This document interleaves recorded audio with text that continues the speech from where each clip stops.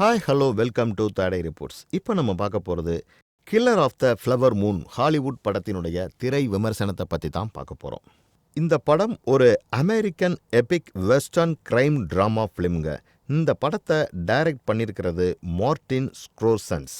இந்த படத்தில் யாரெல்லாம் நடிச்சிருக்கிறாங்க அப்படின்னு பார்த்தோம்னா Leonardo DiCaprio, Robert De Niro, Lily Gladstone இவங்க மிக முக்கியமான கேரக்டரில் இந்த படத்தில் நடிச்சிருக்கிறாங்க. வாங்க இந்த படத்தினுடைய கதை என்ன அப்படின்னு நம்ம பார்க்கலாம். உள்நாட்டு மக்களுக்கு ஒயிட் மென்னால் நடக்கக்கூடிய கொடுமைகளை தான் இந்த படத்தில் காமிச்சிருக்கிறாங்க.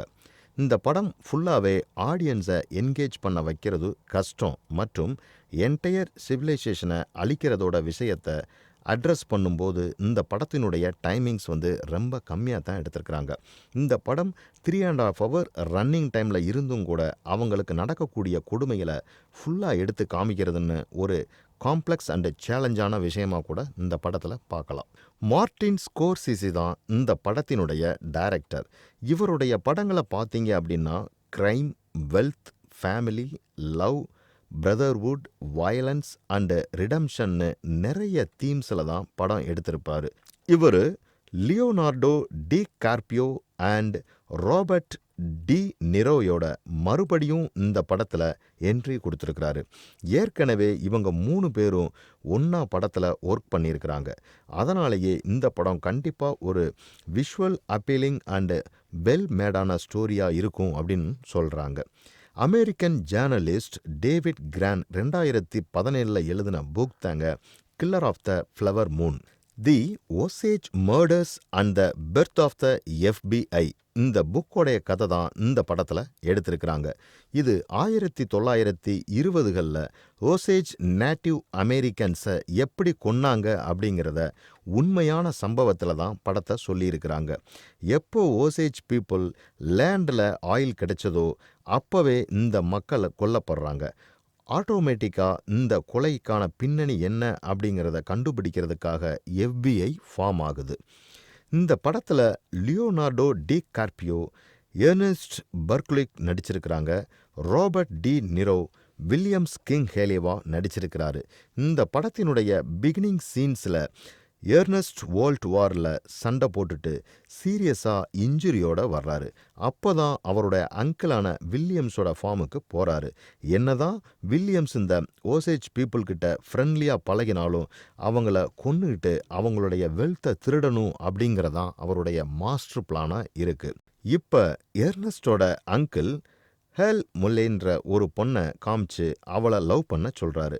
என்னன்னு பார்த்தோம்னா முல்லேவோட ஃபேமிலியான அவங்க அம்மா லிஸி அண்டு அவங்களுடைய சிஸ்டர்ஸான அண்ணா, ரீட்டா அண்டு மினி இவங்களுக்கு தான் அந்த அண்டர் கிரவுண்டில் இருக்கிற ஆயிலோட மொத்த ரைட்ஸும் இவங்க கிட்ட தான் இருக்குது.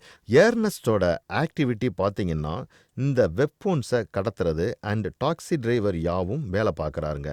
அவருடைய அங்கிள் தூண்டி விட்டதில் மூலையில்கிட்ட ஃப்ரெண்டாக பழகி கடைசியில் அவளையே கல்யாணம் பண்ணி 3 குழந்தைகளும் இவருக்கு பிறந்துருது.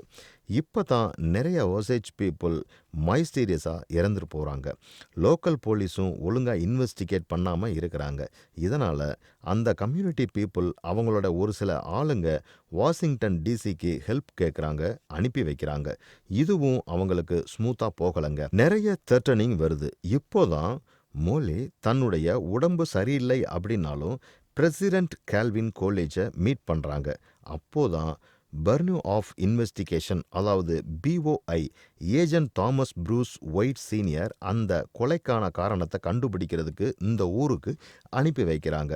கடைசியாக வரக்கூடிய கோர்ட் சீனில் வரக்கூடிய லாயர் WS ஹாமில்டனுக்கும் ப்ராசிக்யூட்டர் பீட்டர் லியோவார்டுக்கும் நடக்கக்கூடிய விவாதங்கள் எல்லாமே ரொம்ப எக்ஸலண்ட்டாக கரெக்டாக எடுத்திருக்காங்க. கடைசியில் ஜஸ்டிஸும் கிடைச்சிருதுங்க.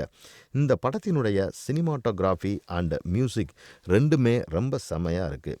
1920ஓட music style and nativity, American சாங்ஸ்னு எல்லாமே இந்த படத்துக்கு ப்ளஸ் பாயிண்ட்டாக தான் அமைஞ்சிருக்கு. இந்த படத்தில் வரக்கூடிய விஷுவல் அப்பீலிங்கான சீன்ஸ், ப்ரொடக்ஷன் டிசைன்னு எல்லாமே சூப்பர் தாங்க. எரிக் ரோத்தோட ஸ்க்ரீன் பிளே இந்த இந்த படத்துக்கு நல்லாவே ஒத்து போயிருக்குன்னு தான் சொல்லணும். மெல்லமா இந்த கதையில டென்ஷன் பில்ட் பண்ணி இன்டென்ஸான வயலன்ஸ் சீன் வரைக்கும் நல்லா எடுத்துட்டு வந்திருக்கிறாரு. இந்த படத்தினுடைய எபிலோக் ஒரு ரேடியோ பிராட்காஸ்ட் மாதிரி எடுத்துட்டு வந்திருந்தாலும் நல்லா இருந்ததுங்க. இந்த படத்தினுடைய குவாலிட்டியை இன்னொரு ஸ்டெப்புக்கு எடுத்துட்டு போயிருந்துச்சுன்னா இன்னும் நல்லா இருக்கு அப்படின்னு நம்ம சொல்லலாம்.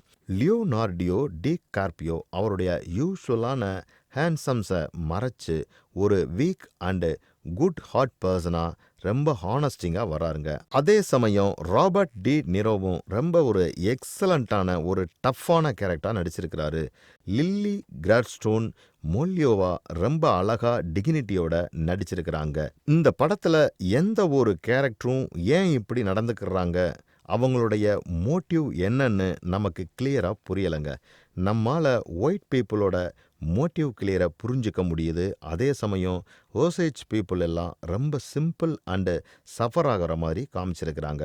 அந்த பார்ட் மட்டும்தான் நமக்கு ரொம்ப ஃப்ரஸ்ட்ரேசிங்காக இருக்கும். மற்றபடி இந்த படம் ரொம்ப நல்லா இருக்குது. கண்டிப்பாக அந்த படத்தை நீங்கள் தியேட்டரில் போய் பார்க்கலாம்.